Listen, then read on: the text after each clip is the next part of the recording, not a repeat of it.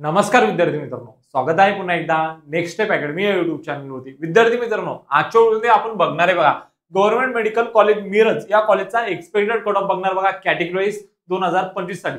त्यापूर्वी जर तुम्ही नेक्स्ट स्टेप अकॅडमी या युट्यूब चॅनलवर नवीन असाल विद्यार्थी मित्रांनो, तर चॅनलला लगेच सबस्क्राइब करा, तुमच्या मित्रांना शेअर करा आणि तुमचे जे काही प्रश्न असतील ते कमेंट बॉक्समध्ये कमेंट करा।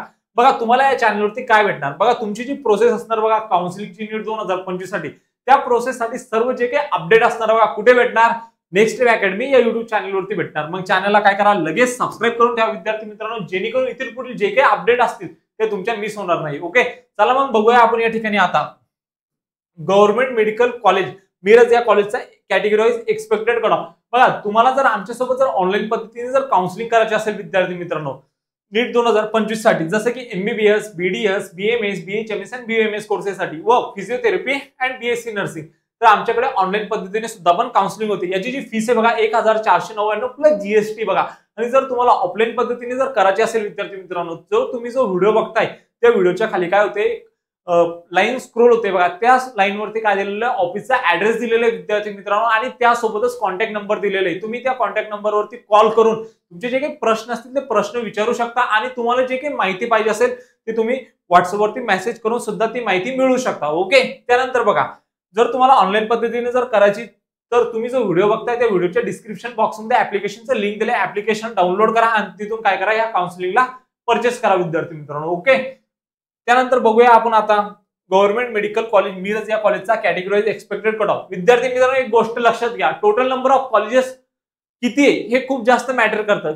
या ठिकाणी काय होतं माहिती का, विद्यार्थ्यांना वाटते आता पेपर खूप डिफिकल्ट होता, खूप जास्त कमी स्कोर येणार आणि मग जे कट ऑफ आहे तो खूप कमी जाणार। विद्यार्थी मित्रांनो एक सांगतोय, आता हे मॅटर करत नाही का टोटल नंबर ऑफ कॅन्डिडेट किती होते आणि पेपर किती डिफिकल्ट होता, मॅटर हा करते टोटल नंबर ऑफ कॉलेजेस किती आहे आणि त्या कॉलेजेसला टोटल नंबर ऑफ जागा किती आहे आणि त्या जागांमध्ये तुमच्या कॅटेगरी वाईज किती रँक वरती कॅन्डिडेटला सीट अलॉटमेंट होते। विद्यार्थी मित्रांनो ही गोष्ट सर्वात जास्त इम्पॉर्टंट रोल या ठिकाणी प्ले करते। बघा आता या ठिकाणी समजा जर कॉलेजला मी तुम्हाला सांगतोय गव्हर्नमेंट मेडिकल कॉलेज आहे, आता तुमचा पेपर डिफिकल्ट आला तर हा स्कोर चेंज होणार ना, की ही जी रँक आहे बघा ह्या रँक वरती काय होते, ह्या कॉलेजला अलॉटमेंट होते, तर यामध्ये काय होणार, यामध्ये कोणताही बदल नाही होणार, थोडाफार बदल होऊ शकतो। पण जर तुमचा स्कोर तुमची जी रँक आहे ही जी ऑल इंडिया रँक आहे ह्या रेंज मध्ये जर येत असेल विद्यार्थी मित्रांनो, तर 100% तुम्हाला या ठिकाणी गव्हर्नमेंट मेडिकल कॉलेज मिरज ह्या कॉलेज काय होणार, अलॉटमेंट होणार विद्यार्थी मित्रांनो। ओके, चला मग बघूया आपण या ठिकाणी एससी कॅन्डिडेटला लास्ट इयरला 570 या स्कोर वरती आणि जो ऑल इंडिया रँक होता बघा किती 1,12,935 या ऑल इंडिया रँक वरती काय झाले, विद्यार्थ्याला लास्ट इयरला सीट अलॉटमेंट झाले विद्यार्थी मित्रांनो। ओके, त्यानंतर बघा एसटी साठी जो स्कोर होता 459 होता, ऑल इंडिया रँक होती बघा 2,68,312।